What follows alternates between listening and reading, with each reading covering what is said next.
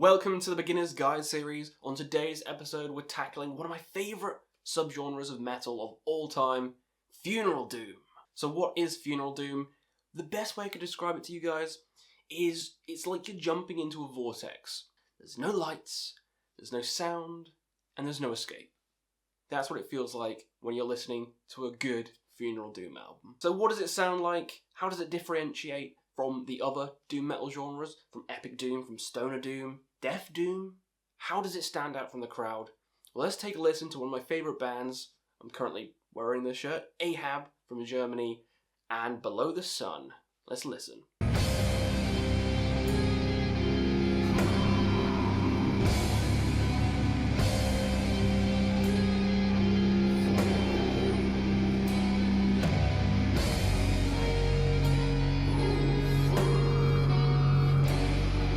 So as you might have heard, the vocals in Funeral Doom, generally, not all the time, have this kind of low, guttural, almost death metal-like sound to them.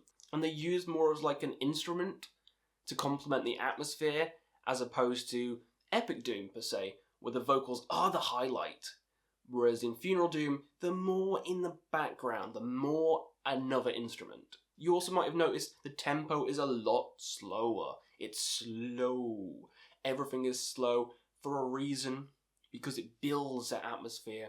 The notes are few and far between, but sometimes the notes which aren't played are more important than the ones that are played. The drumming is also slow and methodical. It has that kind of larger-than-life sound. When you hear those drums, it feels like they're going to echo in your ears for the next 10 years. The songs also for Funeral Doom are usually quite long to complement the slower tempo of everything. It also builds the atmosphere a lot better when you have a longer song, more time to actually build it up. And the atmosphere itself is very bleak, very depressing, and so thick you could almost choke on it. Now enough about the sound, let's talk about the bands.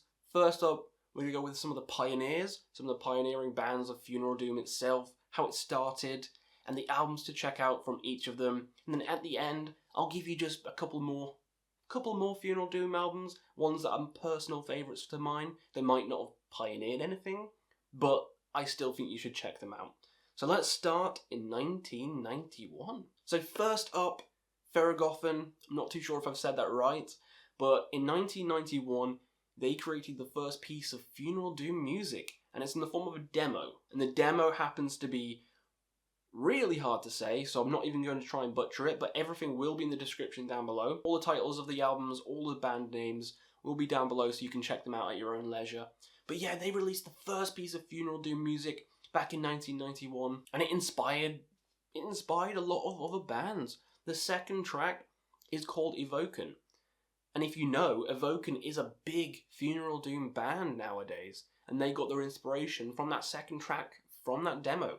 And I adore Evoken, so I give Thergothon credit for that. Most of the songs are 7 minutes. There's only a couple on the album, but they are quite lengthy. 7 minutes is, still more lengthy than the average death metal song. But we're going to talk about the actual album, the debut, Stream from the Heavens. So Stream from the Heavens was the very first Funeral Doom album to be made.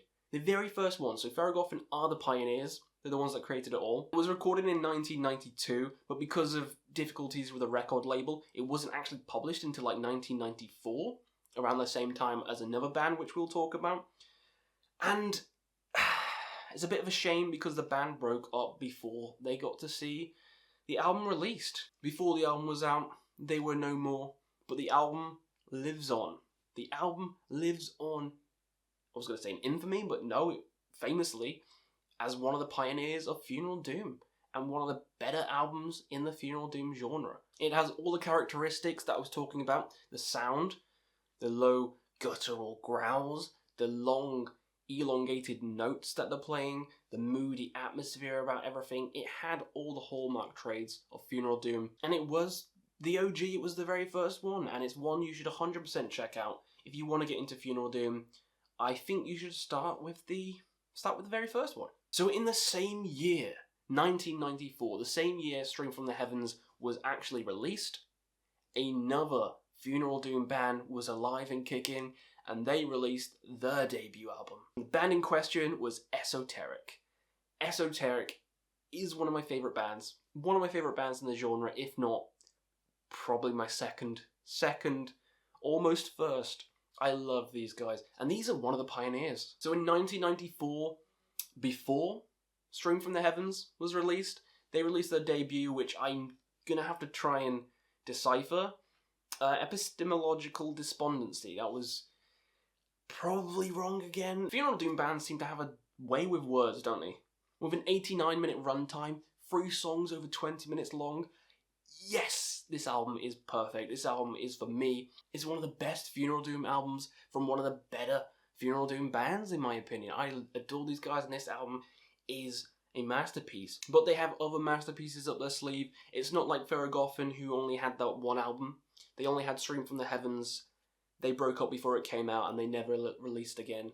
They never released another album, which is kind of sad. It would be cool to see them develop and evolve and create new material. But we have other bands like Esoteric to give us more content. My favourite album by them is the Maniacal Veil.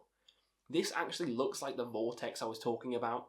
It looks like you would plunge into that. That's the feeling, the emotions you get while listening to the album. It is my favourite for a particular reason.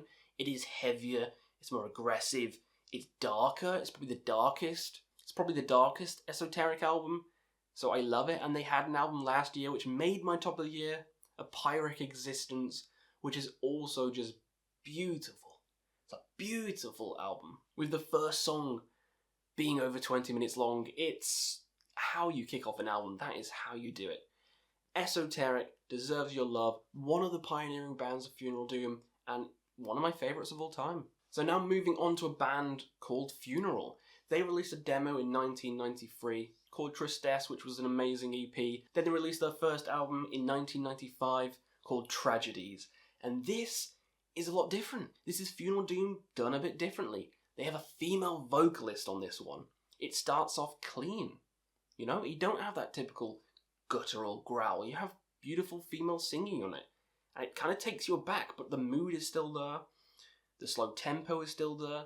The thick atmosphere and bleakness is ever present, but it's offset with a beautiful, beautiful singing. And I think it works perfectly, so you don't need to just have that guttural voice for Funeral Doom, because this band shows that, you know, anything can work. Anything can work.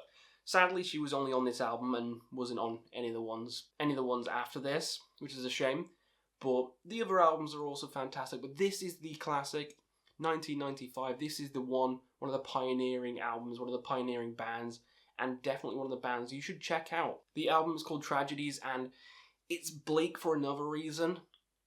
2 of the guitarists sadly lost their lives, which makes the album, because it is a Funeral Doom album, it gives it more sadness, makes it more bleak, and that just makes it more pleasing to the listener. It sounds morbid, but it does. When you're listening to Funeral Doom, you don't want to be happy. It's like when you're listening to depressive, suicidal black metal, you don't want to feel happy listening to it. That's not the music, and it's the same for Funeral Doom. So the sadness from this album is palpable, and this album is a classic for a reason, and one you should 100% check out. So next, we have Skepticism, one of the bigger names in Funeral Doom, probably one of the biggest Funeral Doom bands around. And they dropped the album 1995, same year as Funeral, with Stormcrowfleet. And I re-listened to this one yesterday in preparation for this video, and it's still as beautiful, still as beautifully bleak and somber as it was back when I listened to it the first time. It's a masterpiece. It's one of the best Funeral Doom albums ever made. The singing on it, it has that low guttural voice like we're used to, but it's a bit more coherent, a bit more clear. It's not quite in the background. It is a lot clearer, this vocal style, and it works. And the music is a lot different to the other ones as well. It feels more like you're in a cathedral, with the keyboard sounds kind of sound like an organ. It has that cathedral-esque atmosphere rather than, say, being stuck in a vortex or stuck in a dark cave. This has this grandiose sadness to the whole affair, and it's beautiful. They have their own niche and it works so well. And they're just an amazing band. All their albums are fantastic. Stormcrowfleet, which is really hard to say. Try to say that really fast. Absolute masterpiece of an album, and just one you need on your list. So last but not least, we end with Mournful Congregation, another big funeral doom band, and one that a lot of you probably know the most out of all of these bands. This Australian funeral doom band is just magnificent. The debut by these guys, they formed around the same time as all the other pioneering funeral doom bands. They released a demo in 1994, but the first full length was not until 1999.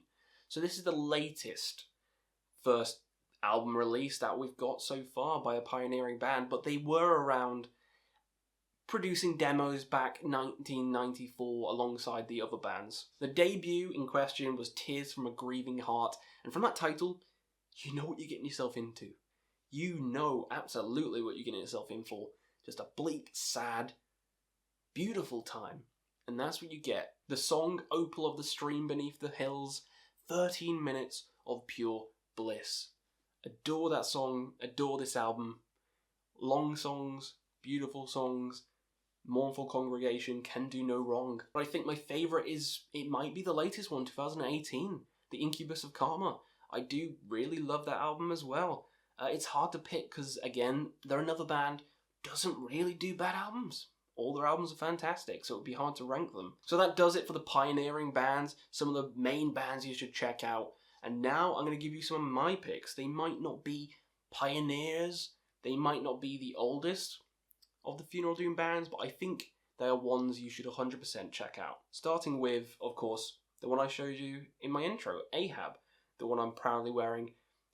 Easily my favourite on the list.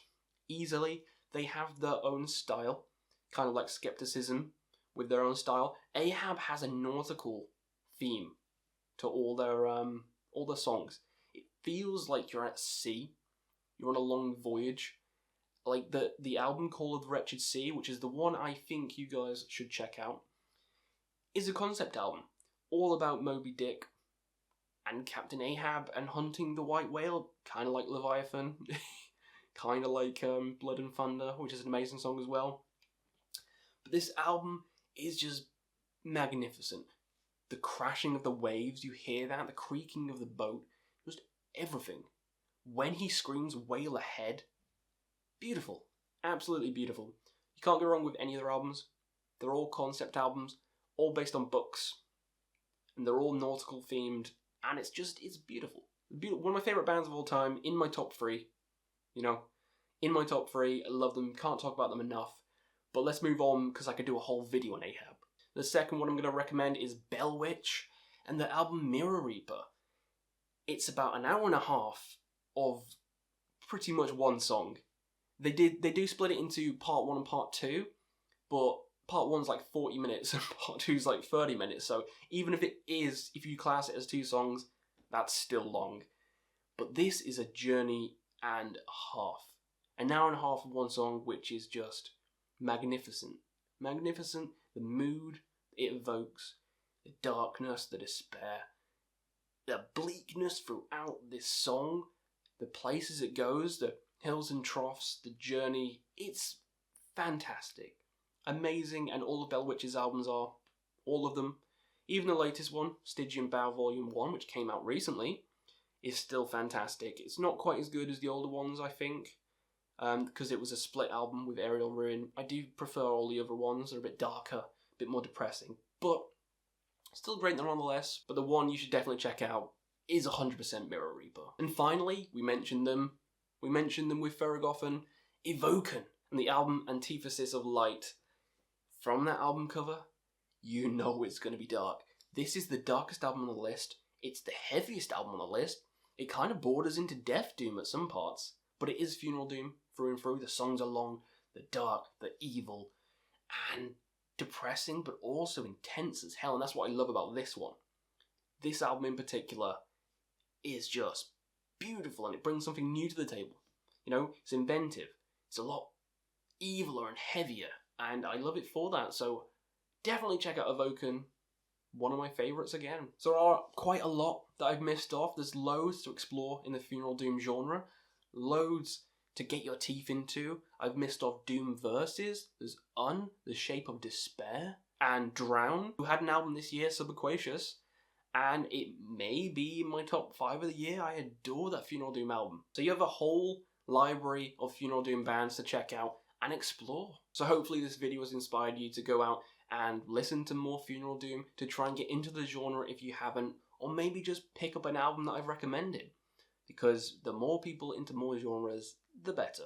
Again, all albums and titles will be in the description. Hope you find something to enjoy, and we'll see you again on another Quest for Metal.